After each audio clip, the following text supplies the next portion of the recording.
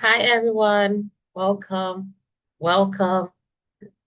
You're welcome to the AI for Good 2025 Ask Me Anything Careers in AI panel session. Before we dive into all we have for you this evening, could you just share your name and where you're joining from?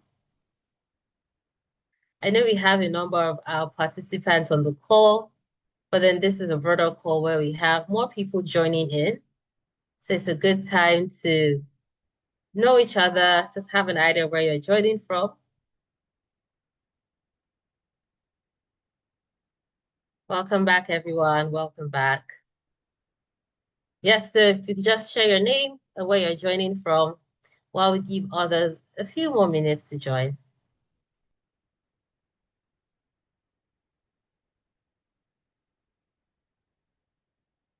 All right, can I confirm if everyone can hear me before I continue? Okay, have Verga from Germany. Okay. Oh yeah, cool. All right. From Albania, England. Oh, cool. Hi, everyone. Welcome and welcome.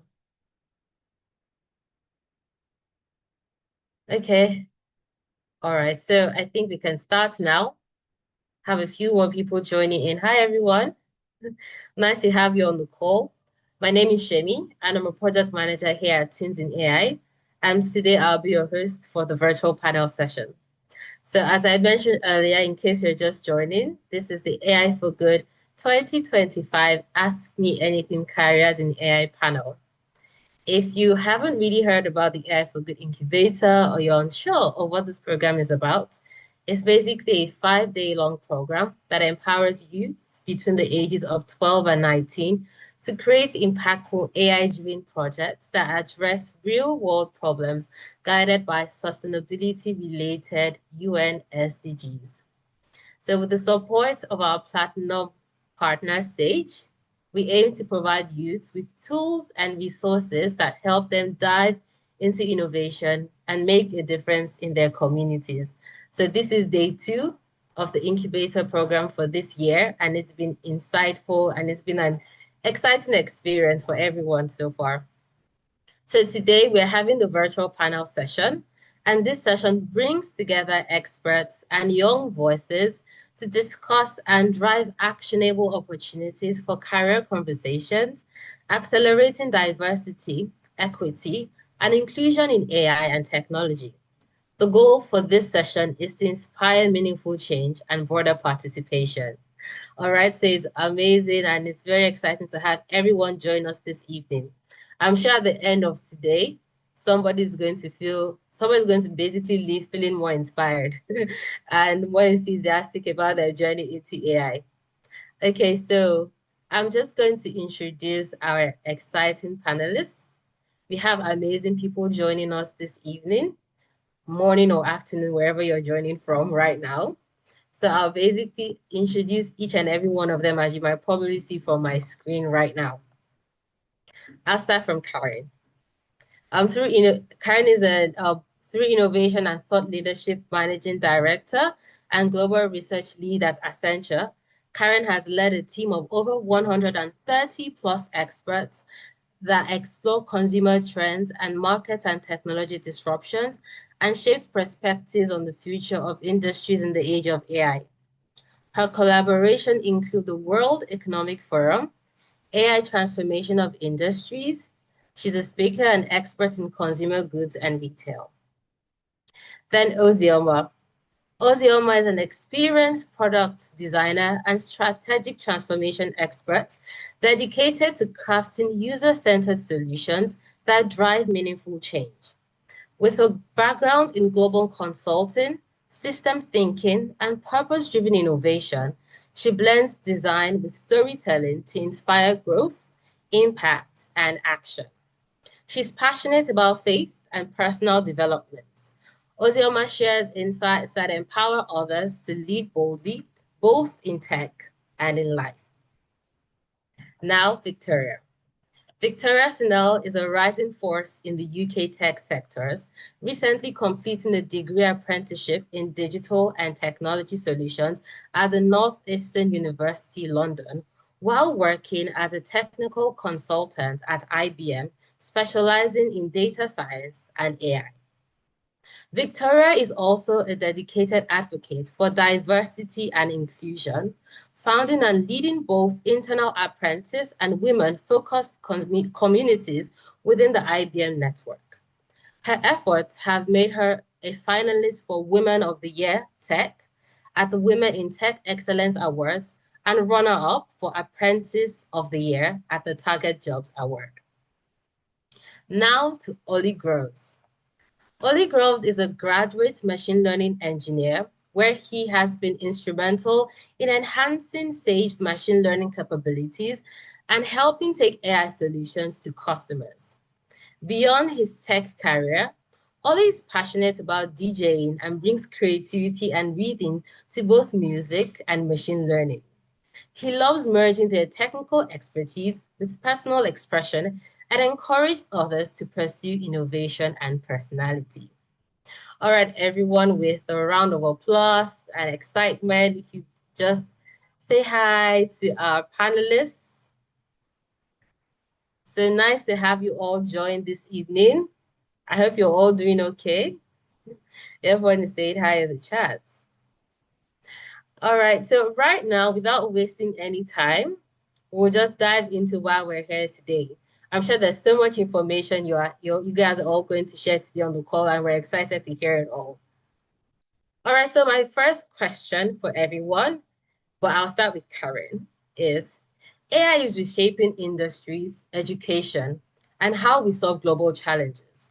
So basically, from your perspective, what excites you most about AI being used today? And why should young people care about the same part of this shift? So hard to pick the thing that excites me most. I think so much is exciting about AI. But I'll pick on this, which is that I think AI is the most human technology that we've come across, which is sort of a funny statement because it's inherently not human. But it is able to do things that humans have been able to do in the past, and to more importantly help humans. So I see that this technology is one that can create access for a lot of people. It's a democratizing technology. It can help people learn new skills. It can help people learn about the world. It can help people experience different things that they may not have been able to reach in the past. And that's because at its heart, it has been designed by humans and is thus better at being for humans and good for humans. Thank you so much. I think that answer was very, very spot on. So I'll move to Ozioma right now as well, asking you the same question. Would you like for me to repeat it, or you're good to just answer? Yes, I'm good to answer. Thank you so much for the question. So when it comes to design, I would answer from the design perspective. AI really helps you build products that understand your target audience, your users, and adapts to them. I think that's what's more exciting to me when it comes to the integration of AI in digital solutions now. We're good at days where you have to understudy, restudy, and all to be able to build products that adapt to users and works well for the users. But just by integrating AI and building it to the right model, you're able to achieve that at a spot. So that's basically what really excites me about AI in designs. And then it creates opportunity for growth, an opportunity for designers or young minds to be able to learn cutting edge technology and sit at the front seat of growth. Yeah, thank you so much for that. Completely agree with you. At this point and at the way the world is going, no one can really do or ignore AI. So yes, it's definitely cutting edge. All right, so over to you, Victoria. Would you like, yes, so just basically what's your take on that as well?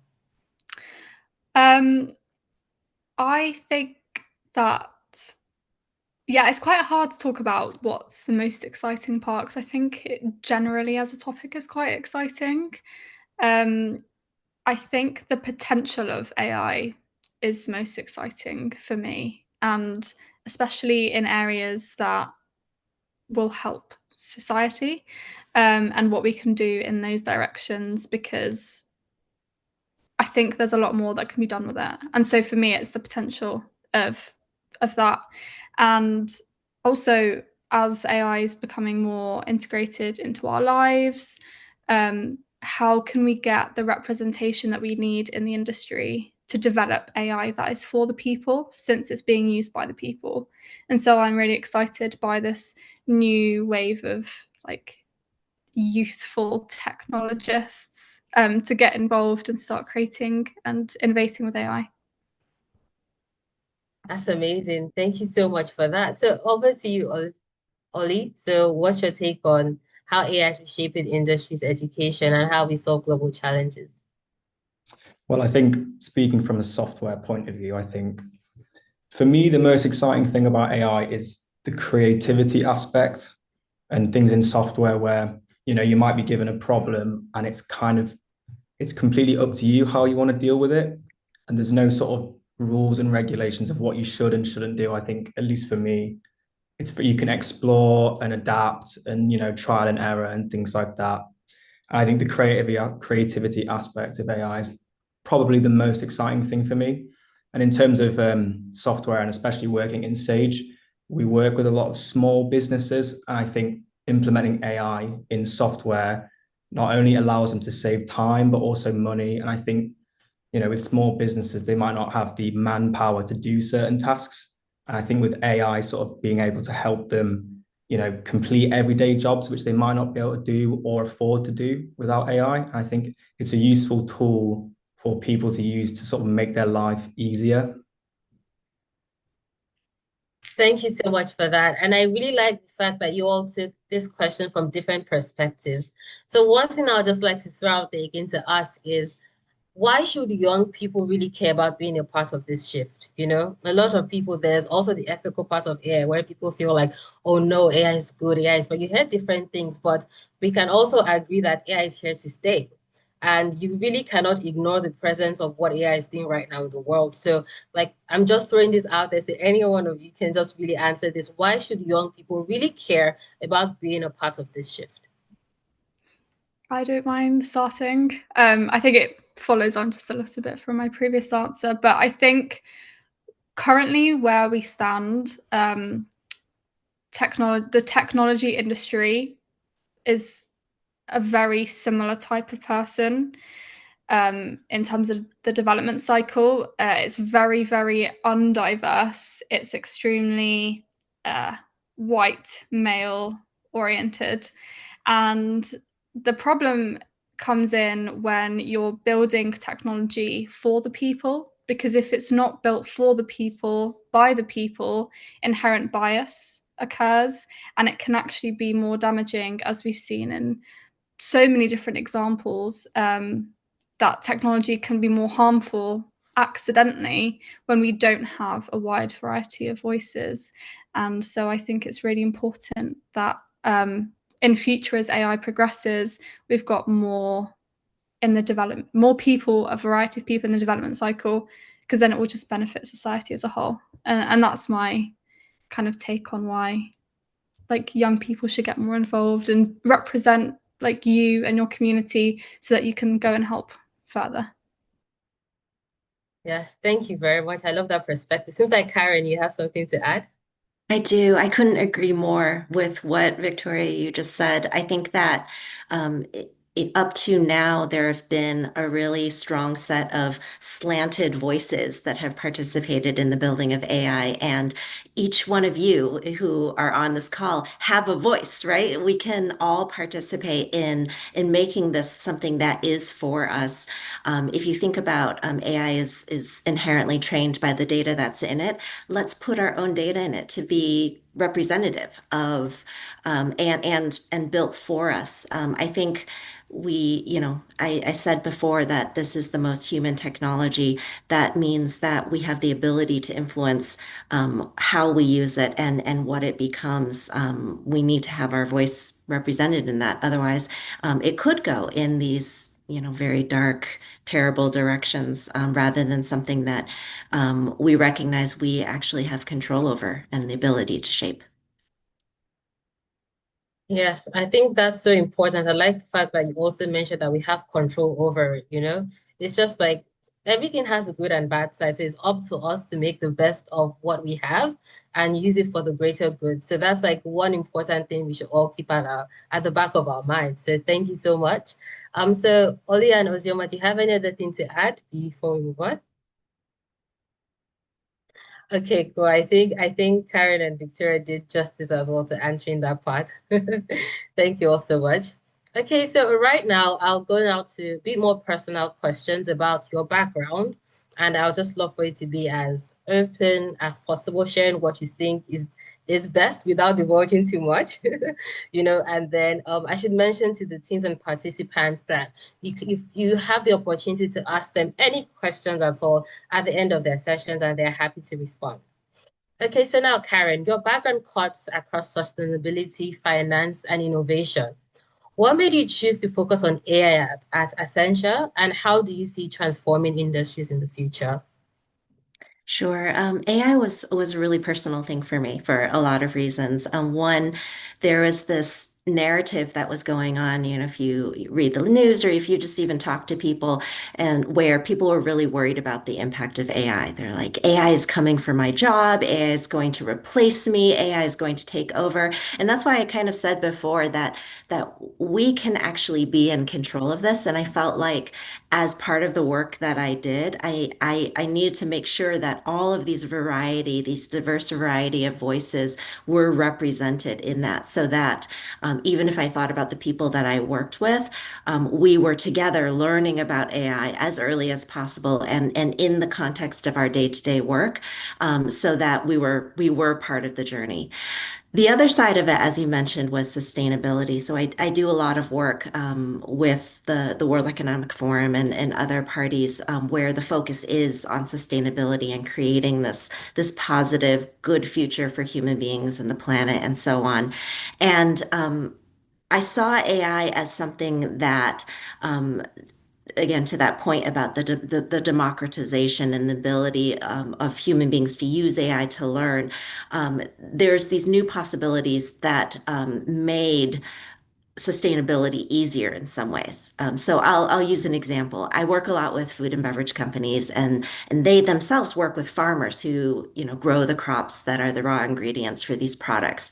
And these, in many cases, are farmers who did not go to school to learn how to be a farmer. They grew up as one through generations of families, and they had these sort of outdated ways of growing their crops. And the companies that I worked with said, we actually know ways to not only help the farmers grow more and be more, thrive as families and farmers, but also in ways that were better for the planet. And could you help us use AI to reach and teach these farmers who, there are millions of them around the world. AI allows us to actually access all of them, to talk with all of them in a way that is really human and helps them on this journey to change what they've been doing in a way that is better for them and also better for the planet. So this was, just one of the many examples of possibilities that I thought were really exciting and why I really wanted to continue to learn about and work in AI. Thank you so much for that. And I think it just also emphasizes the amount of incredible things you can do with AI for the greater good as well. So it was very lovely to hear about your background. All right, so now to Ozioma. Your focus on user-centered design in AI-powered products.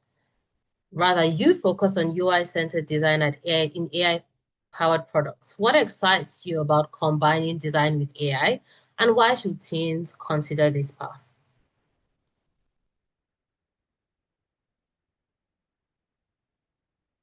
All right, for me, what excites me is basically the simplicity. As I mentioned earlier, AI gives you the ability to build what is more in tune with people, what they can easily relate with, what they can easily converse with. For me, while integrating AI into my work, I build more, or I design more of conversational models And then you get to see that it takes away the autonomous task of having to do things manually. And then you are able to build solutions or design solutions that give people the ability to, just have conversations, just ask questions like you're relating with another human being. And it's just simple, very exciting for me. It makes it an awesome experience for me. It also gives, when you interview users at the end of every feedback cycle, you get to realize that there are a lot of things that you ease them through. They can now focus on using their time to do maybe more gainful things as compared to the time they would spend trying to analyze those informations manually. Thank you so much, Azio. I really like your perspective as well. So Oli, I'll go to you now. As someone at the start of your machine learning journey, what sparked your interest in AI? And what made you decide to build your career in this space instead of other tech fields? Yeah, so to be honest, I kind of got into AI by accident. So when I was applying to go to university, the only course that I could had space for me was computer science. So it was never something that I'd done before. I'd never had much interest in it. And I decided to just go for it because it seemed like, the world was sort of going that way in terms of computers. And I think when I started, I guess that the whole AI world seemed almost unattainable. Like I would never be able to get there. Like it was so complicated and so hard that, it was completely out of my depth. And I think just going and learning all these things, I think it became quite an interest for me. And I remember doing a project about fingerprint recognition. So I made this project about learning off loads of images of fingerprints and whether it could detect the identity of the fingerprint. And I just thought I'm coding something. I know it's very simple, I suppose, but it doesn't have much real world application. But things like that, something so simple, you could then take that and apply it somewhere and it could positively affect people's lives. Doesn't necessarily have to be fingerprints, but in essence, things like that. And I just found it sort of quite rewarding where I was creating this project and there was some usable outcome at the end of it. And I think that's kind of what sparked my interest into AI, just off some simple project that I did. And I think, I guess don't be afraid about it, because I was definitely quite intimidated by the AI world, not having much knowledge about it. But I think just perseverance and, there's loads of resources online and things like that. It's kind of how I learned how to do it. And I think, just the real world or potential real world application of helping people with AI is, something that really sparked my interest.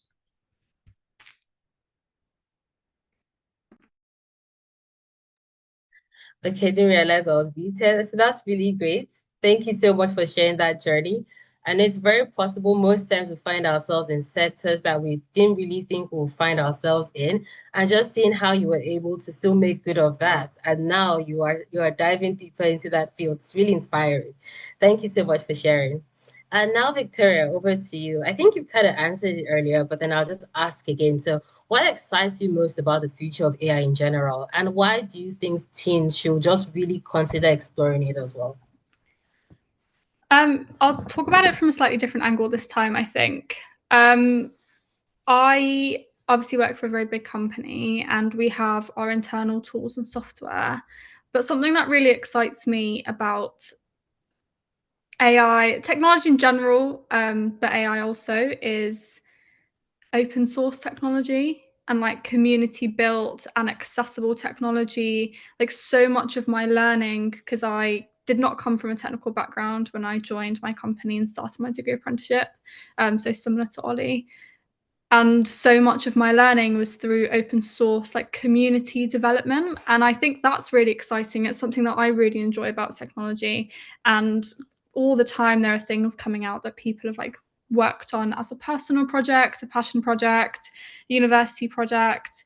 And I find that really exciting. And I use a lot of it in my free time and at work sometimes. And it's just scrolling through the internet and seeing something on GitLab that I can, or GitHub, sorry, that I can like modify and like freely and openly use. So yeah, I find that really exciting. And the reason why I think that young people should and can get involved is because it is accessible in some ways.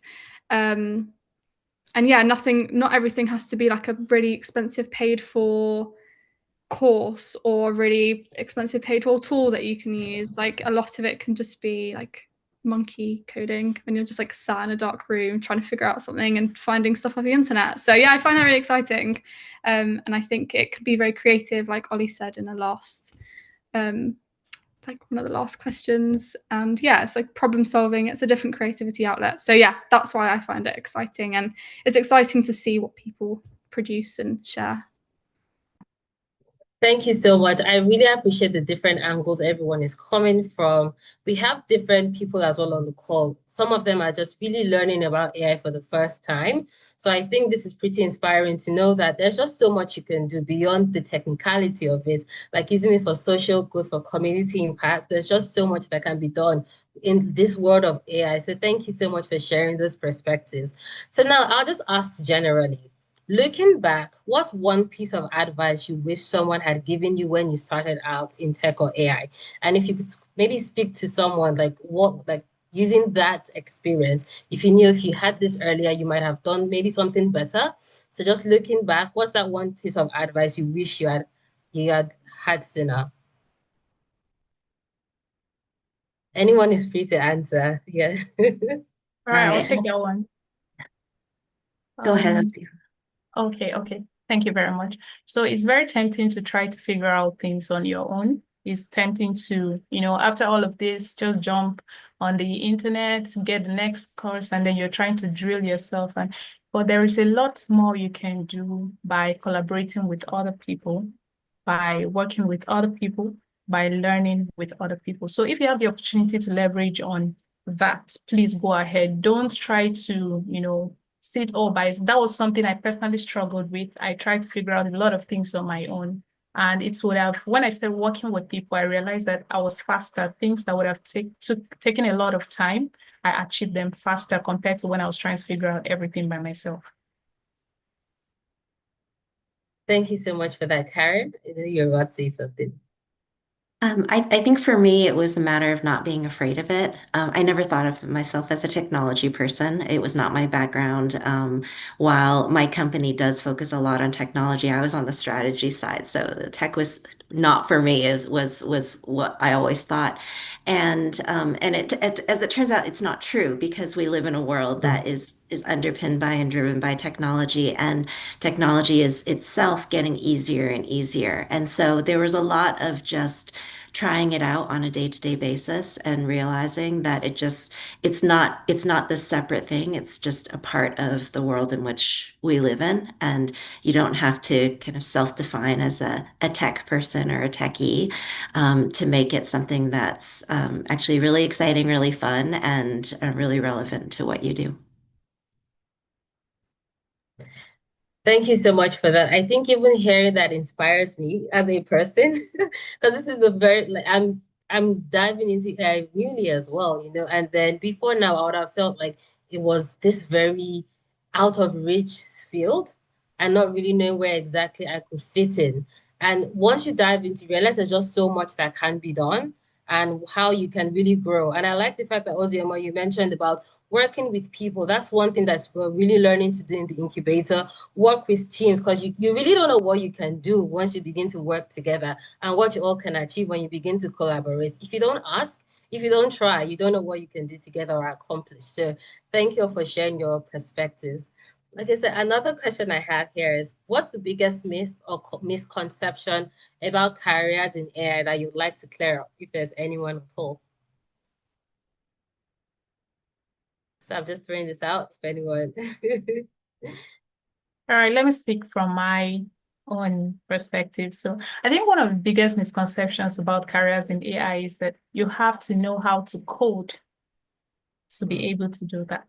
I think that's like one of the basic general misconceptions. You don't have to, I don't code, but I design products, AI-backed products for engineers to implement. And that circles everything I do day in, day out. I'm learning about AI models. I'm learning about how to improve my work. I'm learning about how to make it better for people, but I don't write code. And this is just to say that the field is extensive.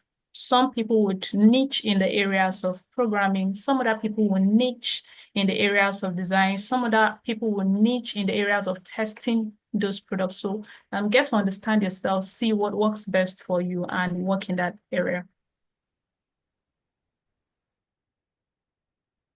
Thank you so much for that, Oziowa. Completely agree with you. Yes. So does anyone have any other thing to add to that? Any biggest myth or misconception about careers in AI? Okay.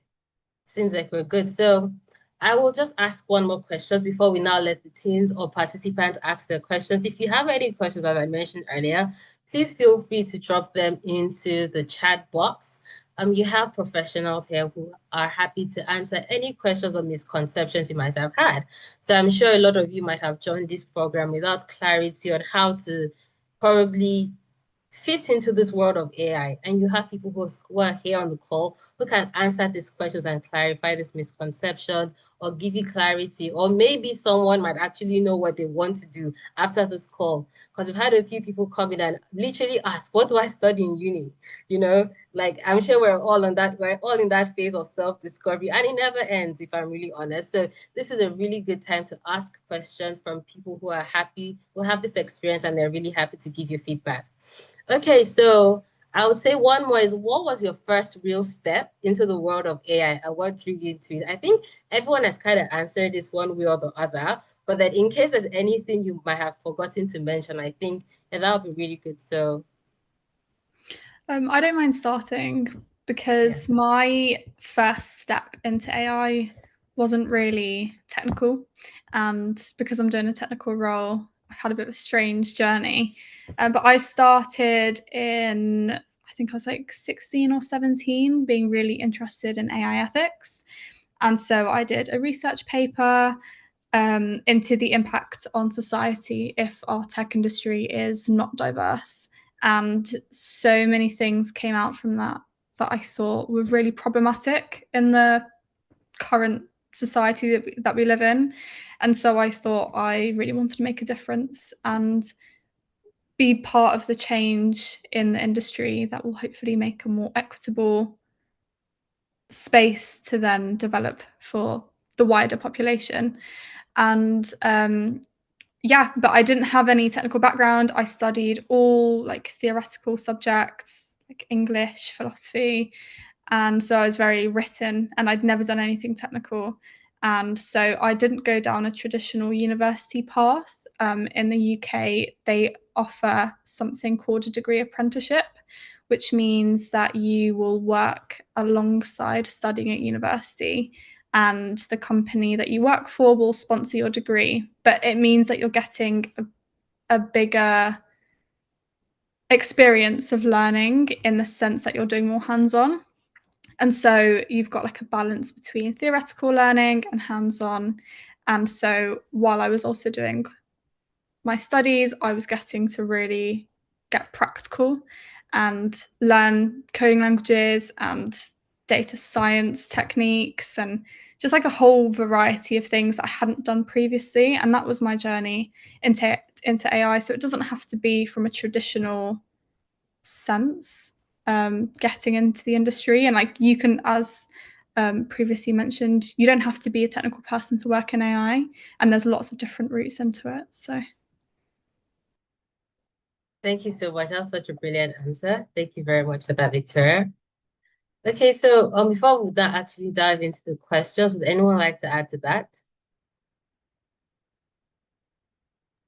I think I'll just add one point, which is I think that there's when I'm talking to the different companies that I work with, there's this conversation we have about the fact that no role in any organization will not be impacted by AI. So while we all chose to be very actively involved in it, I think that there's very few jobs that won't be impacted in one way, and we've kind of like sent out the challenge to people we talked about. Can you think of a job? And I remember this one individual, it was a beer company, and he said, "Oh, the brewmaster. The brewmaster will not be touched by AI." And as it turns out, there's actually a really large beer company out there who has created an AI designed and marketed beer. And so we were able to say, well, actually, there's this story, it's already happening. So I think that, we sort of have to rethink how we think about careers in AI. Basically, any career can be in AI and will be influenced by AI. Thank you so much. I completely agree. We're having a conversation as a team, and we're trying to think what sector actually isn't AI a part of right now. And to be honest, we couldn't think of anything. And that's the truth. It's only going to keep evolving. So it's important that we're a part of that movement and we find out how best we can make the best of AI. So thank you all so much for your contributions and for your questions. We have a few questions right now. So I'll read out the questions and then throw them out so anyone can feel free to answer and can feel free to also add your opinions as well. So how do you see the growing AI divide affecting communities already impacted by the internet divide? What efforts are being made locally and globally to bridge this gap? So anyone can feel free to answer.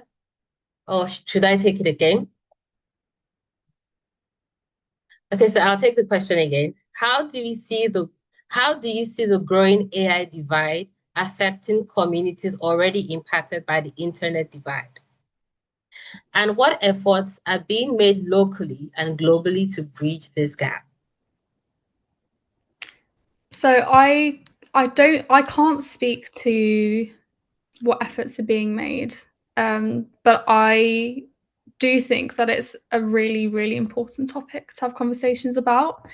I think the biggest problem with the internet divide is the communities without the access don't have as big of a voice and will very quickly be left behind at the rate of progression that we are experiencing in the West with technology. And so I think it's a really important conversation. And unfortunately, I don't have the answer to the second part. But yeah, definitely more effort needs to be made because it's not a fair world. And I think technology could probably actually support, in a way, the divide. But yeah, I think it's about giving voices to the people that don't have them at the moment. I so agree. I think it's a massive issue and something that a lot of people ought to be worried about.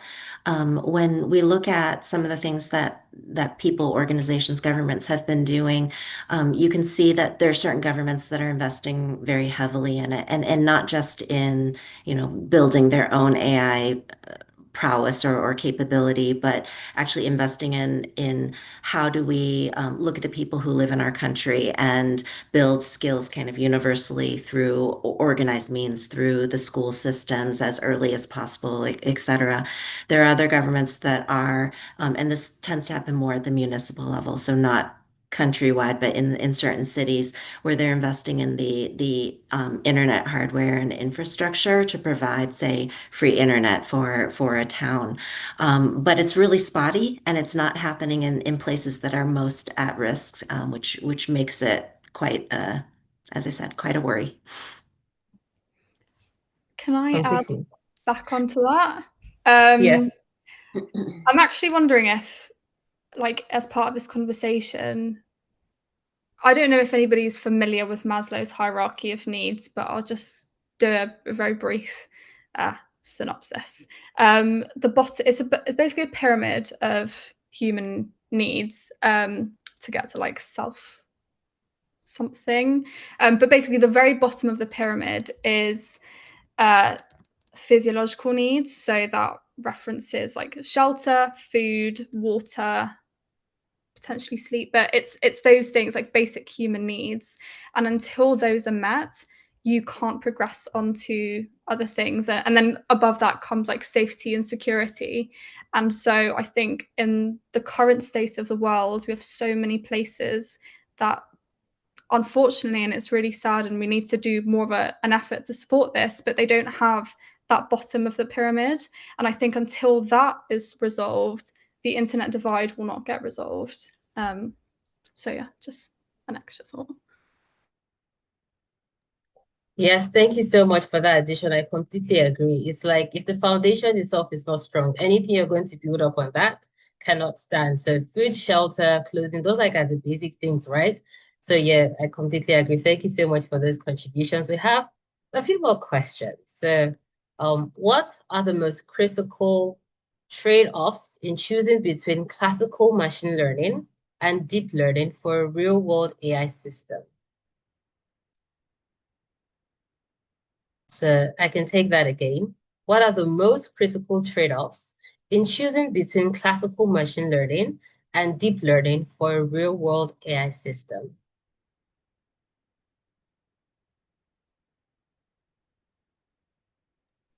I can take this one if that's okay. Yes. So I would say, and this is purely off personal experience, classical machine learning and sort of deep learning and networks and things like that. I think in classical machine learning, it's mostly just based off your data and how good your data is. This is actually something I'm doing at the moment.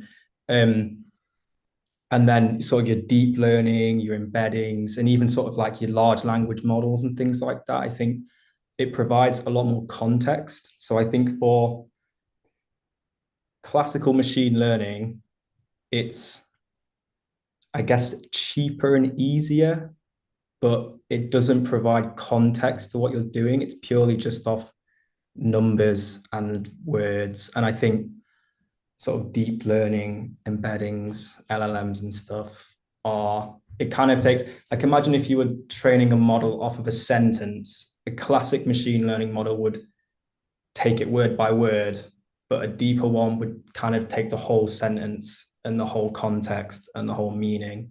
However, I think it can be much more costly. And I do also think that the sort of access to that technology can be quite hard. I think Hugging Face is quite good for things like that.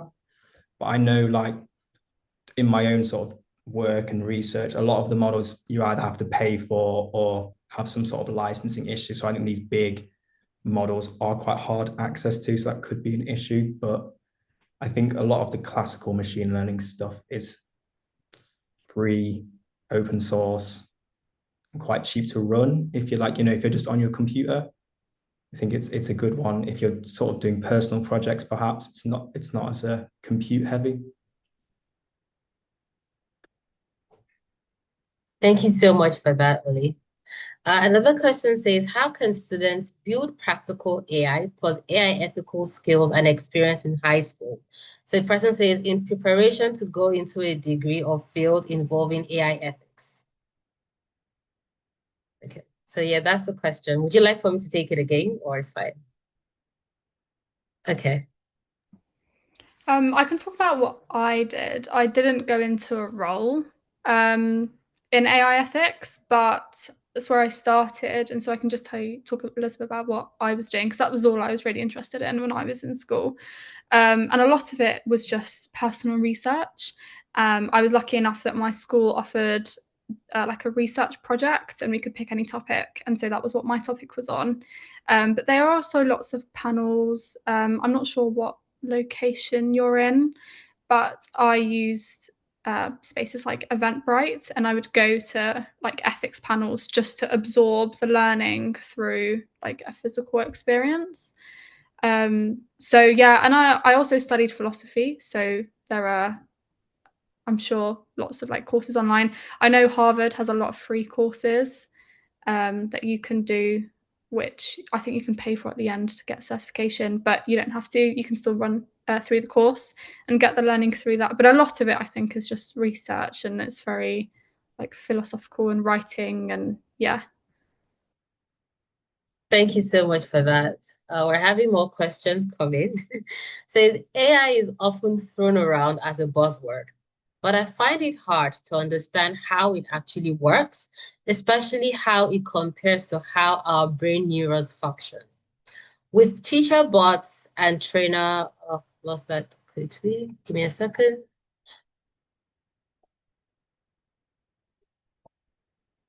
Okay, it's a pretty long question. Okay, so I'll start again. AI is often thrown around as a buzzword, but I still find it hard to understand how it actually works, especially how it compares to how our brain neurons function. With teacher bots and trainer bots already out there, do you think we'll reach a point where AI understands us like humans do? And does it ever worry you that it might one day grow beyond our control? Yeah, so this I can throw this out to anyone to answer. I think I'll start before more technical people can weigh in with the actual predictions on this. I was actually thinking about something that Ollie said about the difference between kind of classic machine learning and neural networks and the like, and the fact that there's a downside of classical machine learning, which it has to be kind of very precisely trained on very strictly bounded, rule-based kind of logic. Whereas on the neural network side, it can handle these much more complex kind of questions, but there's sort of a mystery about it. You know, human beings in a lot of ways can't understand what that neural network is doing. We just don't have the capacity to be able to. So it's with a classic machine learning, you can kind of trace back, oh, it did this because of this, because of this. With a neural network, you're like, I have no idea how it did that, but it did that. And so, as I said, it can answer these more exciting questions, but you know, already has gone beyond human understanding and be able to trace the logic for it. If you watch that progression, you can very easily say, well, we don't understand it today. Tomorrow we'll understand it even less. Is there a risk to that? That's something that a lot of people are talking about. Is there excitement to that too? Because it can handle these really complicated and solve these complicated questions. There's also that excitement. Thank you so much for that, Karen. I have a question here for Ollie and Victoria. So the question says, I assume you both fall under Gen Z. How hard was it to get jobs at big companies like Sage and IBM, especially in newer fields like machine learning? I'm interested in that field, but I'm a bit worried about companies willing to hire younger people. Apparently, there's a trend in job market to navigate more towards millennials or Gen X instead of the newer grads or younger people. So yes, to Ollie and Victoria. So I'll let Ollie talk about the grad experience because even though I did graduate, I didn't go down the same route. So I joined IBM straight out of, I finished college at 18. I just completed my A-levels and I took it on as an apprenticeship, and lots of companies offer apprenticeships. So that is one way to get into a bigger company. And it doesn't have to be a degree. It can be a level 4, which is a non-degree apprenticeship. So that's how I kind of entered. And because I completed my degree apprenticeship, I just carried on working with the company. But one thing that is really, from my perspective, really beneficial about doing apprenticeship is the work experience that you get. And so if you join an apprenticeship that is like you're only doing 2 years and then you're not guaranteed a job at the end, the fact that you've got that work experience will help you a lot when you're moving on to other companies. So that is why I'm a really big advocate for apprenticeships. And I don't know if every country sort of offers something like that, but definitely work experience. And before I did that, while I was in college, I did like free work experience for like a week or two. Even coming to an event like this, like an incubator or a hackathon, that was really useful for when I was writing my cover letters and my applications. It's just like getting all the extracurricular can make you look more attractive to companies in the tech space. Like I joined with no technical background, but because I showed an enthusiasm and a deep drive and like desire to be part of the industry, that was obviously taken on board. So it's very much how you position yourself to these companies and the things that you've gotten involved in beforehand. So Thank you so much for that, Victoria. So Ollie, over to you. Yeah, so my sort of experience is slightly different. So did this sort of classic, went to university and then left university and did finding a job quite daunting. I applied for quite a few. And I think the main sort of advice the main advice I could give was just to show interest. Like Victoria said, coming to these sorts of things, if you have a spare, weekend, maybe doing your own sort of personal project and having something, I guess, to show employers of your own personal interest and something you can talk about. Because I think ultimately, if you're having an interview or you're talking about yourself on like a video call or something like that, like a lot of people go to university. I think if you have that extra sort of interest and that passion, you can say, yeah, I've done this in my own. It doesn't even have to be particularly good or, even work. As long as, I think for me, like having these extra sort of conversation starters almost allowed me to sort of like, it wasn't very technical, it wasn't very high level, but it was just something to sort of get the conversation going and the ball rolling and coming to things like this. And I know Amazon do some free sort of web service courses and things like that. I guess my advice would be do as many things as you can possibly do.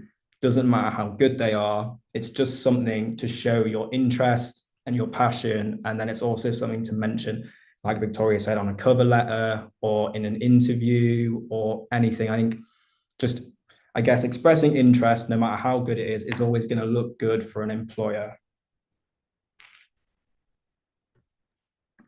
Thank you both so much. I think you answered that really and really, really well. We have so many questions coming in right now. I'm not sure I'll be able to take all of them, but we'll try as much as possible to cover as many. So another question says, with AI growing so quickly, will other careers still have the same value? Or is AI the field with the most secure future? What do you think?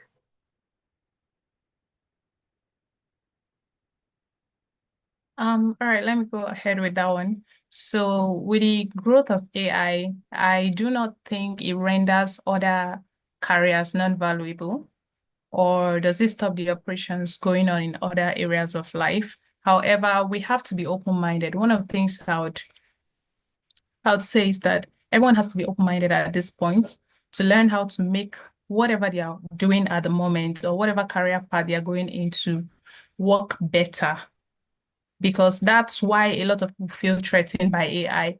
AI comes to, help make things that they've been accustomed to doing for a very long time easier and faster. And then they are stuck questioning themselves, if this is happening, will I still be relevant in XYZ number of years? But it's a question for you to bring yourself to the place where you grow, where you invest in building skills that are relevant. For example, in health sector, AI is applicable. There are also areas where AI does not immediately directly affect. In farming, you see the same rave going on. In the finance sector is still the same thing. So it helps in different ways, but it doesn't render it valueless or it doesn't cancel it out. It's just for you to grow and adapt. So be open-minded to growth, be open-minded to learn, be open-minded to make things work better. Thank you so much for that, Ozio. I think that was a very good answer. Okay, so we have another question here that says, what do you think is the best thing to do at a young age to get noticed by companies for AI skills? I think Oli and Victoria kind of already touched on this, But just in case anyone still needs clarity, because we have quite a number of young people on the call still trying to navigate life. So I think whichever perspective you can keep answering these questions from, it's always good. So what do you think is the best thing to do at a young age to get noticed by companies for AI skills?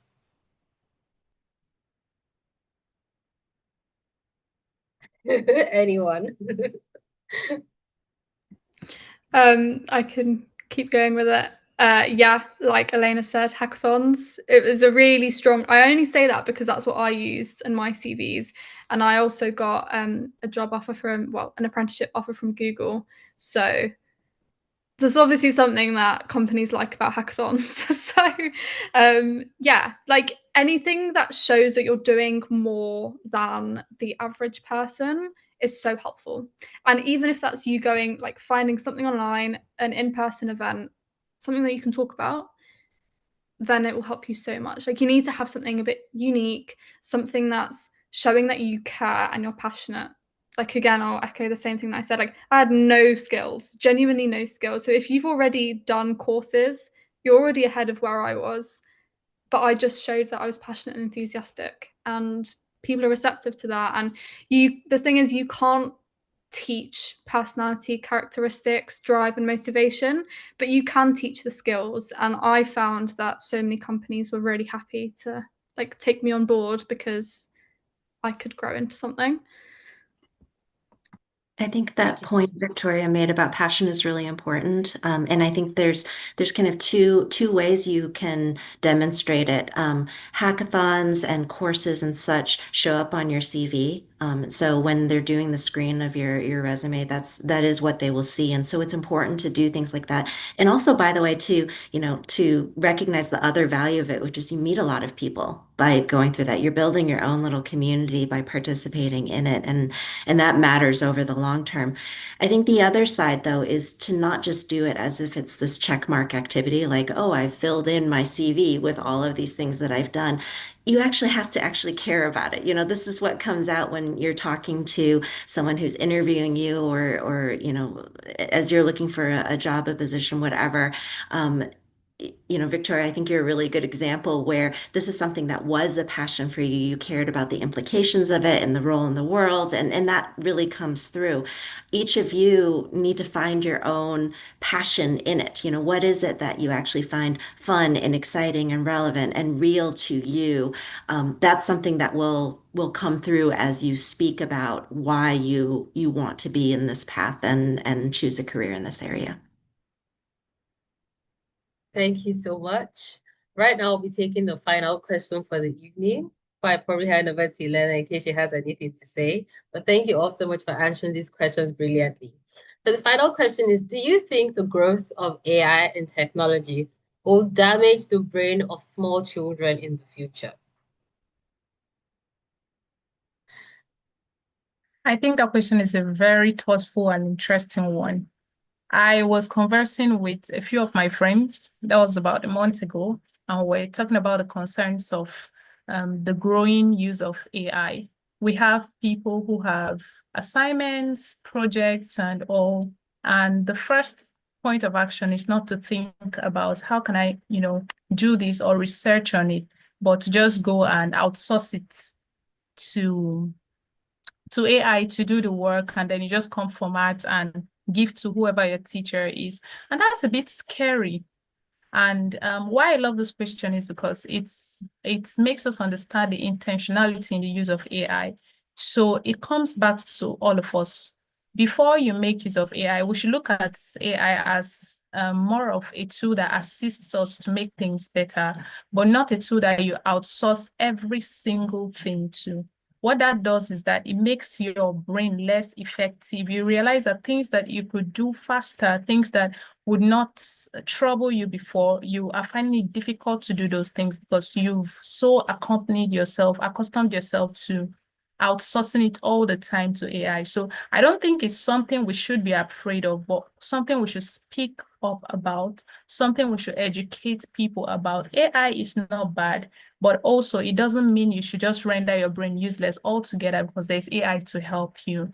In areas where you need to exercise your intellectual skill, please go ahead. And if you need AI to simplify things for you, then leverage on it. Let it be your help tool, but let it not be the one replacing you as a person. Thank you so much. I think that's like an amazing way to just end this session. So I'd like to really appreciate you all, Karen, Ozioma, Oli, and Victoria, for coming on board today, sharing your experience and answering these questions from your own perspective. I'm sure anyone on this call that maybe came with a confusion will leave feeling more sure and having more clarity on how to navigate the world of AI and more confident as well, knowing that I don't need to have all the technical skills, but being passionate and being willing to put in the work and just being driven, I can get anything done. Just makes me remember that I can do anything. Nothing is impossible. So thank you all so much for your time. Before we close, I'll just hand over to Elena. Yes, welcome. You were not here at the beginning of the call. Elena is the founder of Teens in AI. If you have not met her, so just let her say hi. Hi, sorry, I'm off camera today. I never had a chance to do my makeup this morning. So bad. I had a busy day. Sorry, guys. I promise I'll come on camera tomorrow. I just had a really, really busy day since morning. Yes, my son is back now, so I'm back home. Victoria's next door, so I can hear Victoria speak, which is really sweet and unusual. But yeah, thank you so much, everyone. I missed the earlier sort of in the beginning of this career panel, so I'll be actually watching it so that I'm also up to date when it comes to giving advice to young people. But I'm just really grateful, and Ozioma, thank you for jumping in late as well. We really wanted to make sure that we also represent the Global South in this call. And Oli, thank you for representing Sage, and Karen as well. We really hope to see you again. Well, Victoria, I'm seeing you every day. And yeah, so a lot of questions, and if you don't mind, we might actually compile some of these questions and share with you if you would like to respond to this, because I don't want to kind of have a single question kind of left unanswered. So guys, everyone on the call, please keep sending those questions. You can also connect with Victoria and Oli in particular. They're young, very relatable to you guys. If you want to connect with them immediately on LinkedIn, I think they'll be happy to respond to some questions. Please follow Karen and Ozioma as well. Don't forget about our safeguarding, the aspects of this program. Those of you who are not part of AI for Good Incubator, just a very quick welcome to you all. And I really sincerely hope that you join us sometime next year. So this year, where we run this program only in the summer, but we have other programs that we run as well. So hopefully you can join us in other programs, particularly the techathons and hackathons we run. There may be one running in your location, and Teens in AI might have an ambassador. So please keep an eye on the newsletter and messages we'll be sending to you. But welcome. And obviously Teens in AI has got lots of online courses that you can literally take from the comfort of your home. So wherever you're joining us from, please explore lots of free courses. Sage are going to be, I know some of you have been asking already about cybersecurity. We have a cool course already on cybersecurity on our platform, and Sage are going to be creating another course for us. Keep an eye on it in October. It will be a big cybersecurity month. Oli, you might probably already know that we'll be releasing our second cybersecurity course. It will be epic, and it's being built by the best team at Sage, the cybersecurity team based in London. So keep an eye on it. It will be completely free. So please keep learning and do not stop learning. As everyone said on the call, I think obviously AI, cybersecurity, all these technologies are here to stay. Keep upgrading yourselves, if not daily, at least monthly. Learn a new skill. I always like to learn something new every week. Keep an eye on what my partner is up to. He's just learned a new tool and built a new project just like that in 5 days. Can you believe it? With all these tools out there, you can actually build something super fast. So challenge yourselves, build your projects, show something to the world, show something that can actually make a difference, right? Don't just build for the sake of building, because we don't want another product that just